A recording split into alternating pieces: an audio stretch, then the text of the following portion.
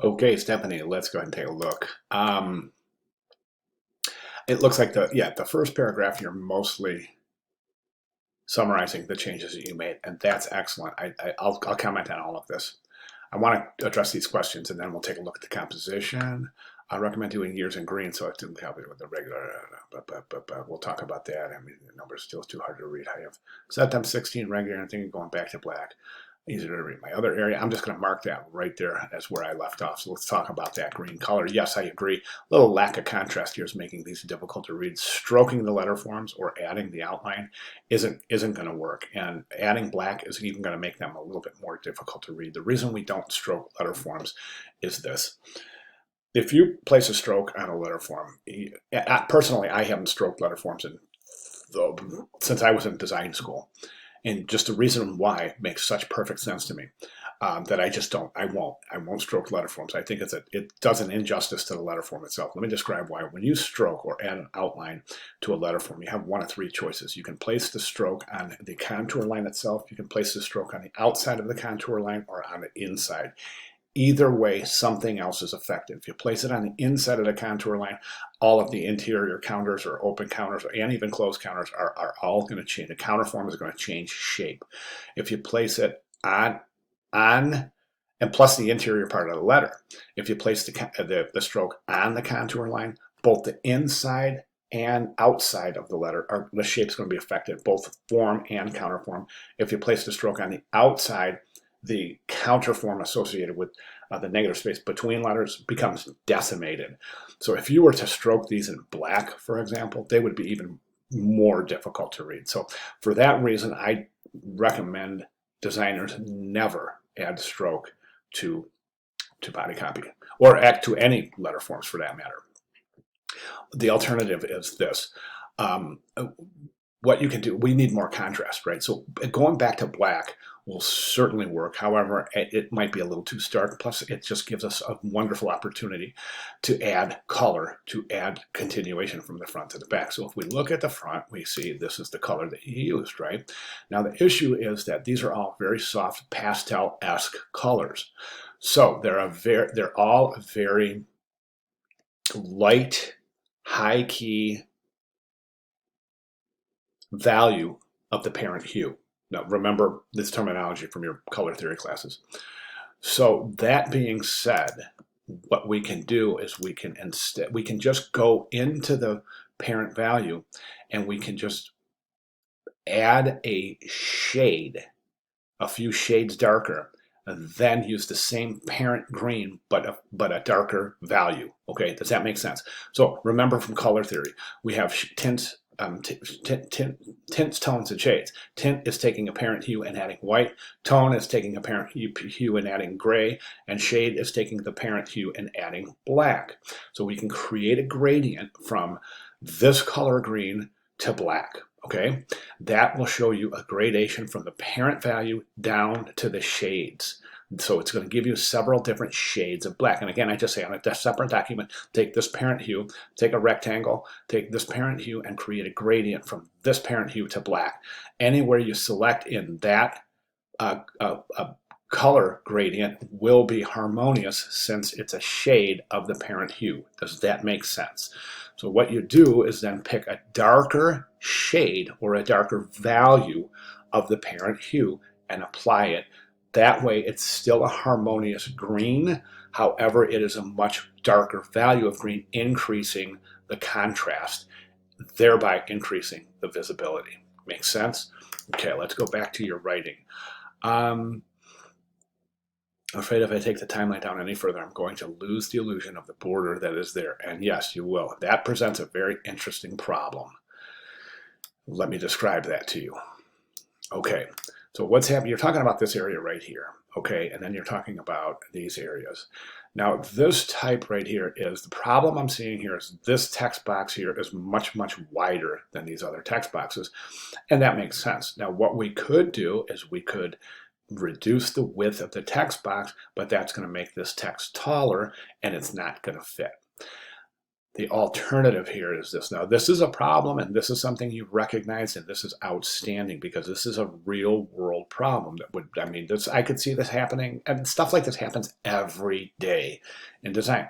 Now, typically every problem has other problems associated that are the root of that problem, and this is no exception, because what I'm seeing as the problem here, believe it or not, is these three notes right here. Okay, and if you're probably going, yeah, those are a problem because of those tails. The way I'm seeing it is this. Right now, the timeline entries at the top of the timeline follow this beautiful curve, right? Beautifully, look at that. Almost exactly. That's gorgeous. But on the bottom, we're not following. Why? Because these little tails on the music notes are forcing you to push that text down.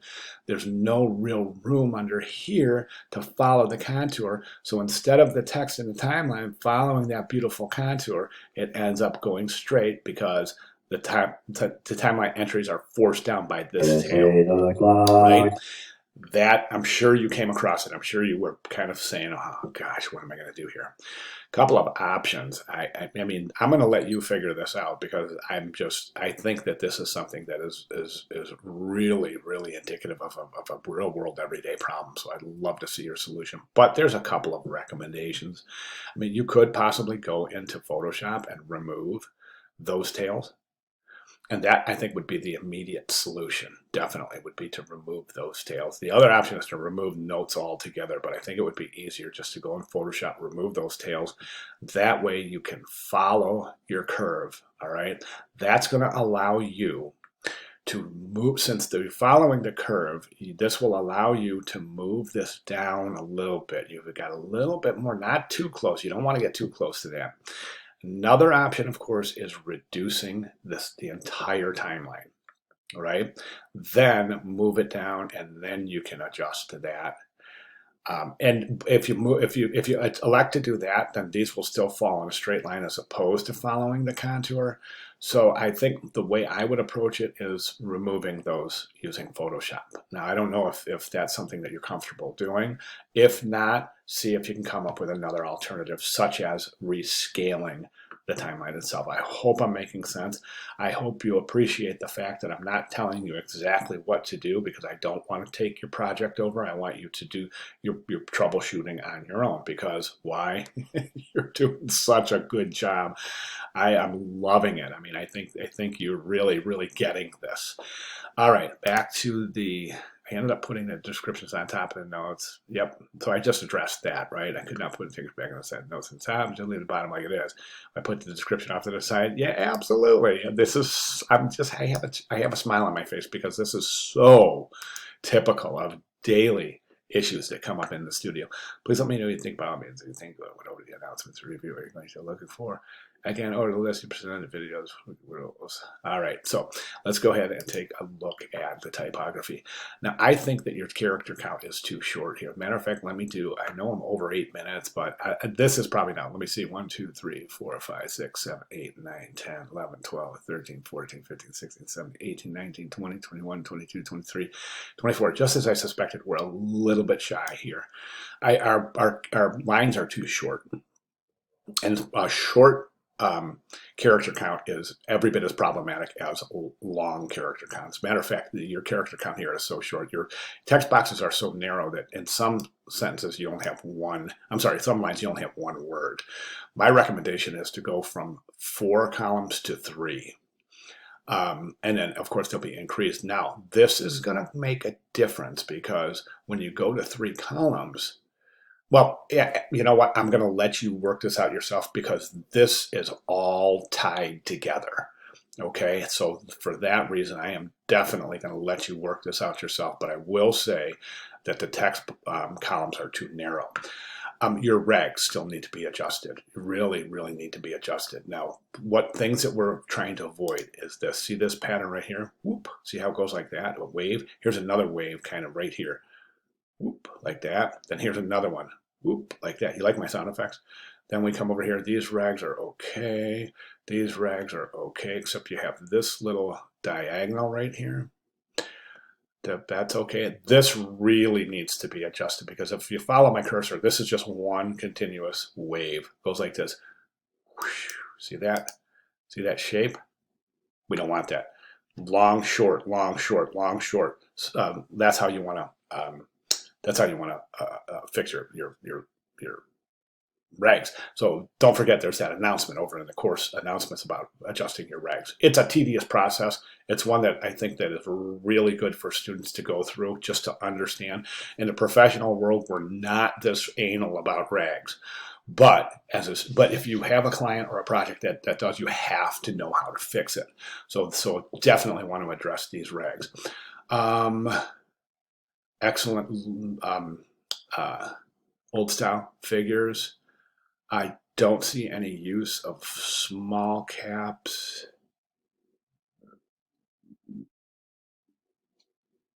Times are changing. Since this is all italicized, you might want to place that in a quote.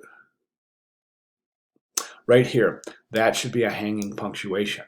Okay, that punctuation, that F should align in the margin. The punctuation should fall over into the margin. It's called hanging punctuation. I'm not sure if you're assembling this in Illustrator or InDesign, but a quick Google search, how to hang punctuation in InDesign. Simple, a couple of clicks, that's it. Other than that, I think we're looking fantastic. So just a few more elements that need to be changed, and we're definitely pointing in the right direction. I would say the main thing is the relationship between the timeline and the text, and the 4 columns are too short. Okay, all right, there you have it. 10, 11, 12 minutes. Geez, I'm so sorry, Stephanie, but I'm trying to be as thorough as possible since you are, right? All right, fantastic. Questions, comments, concerns, you know the drill. I'm just a click away. Thank you very much.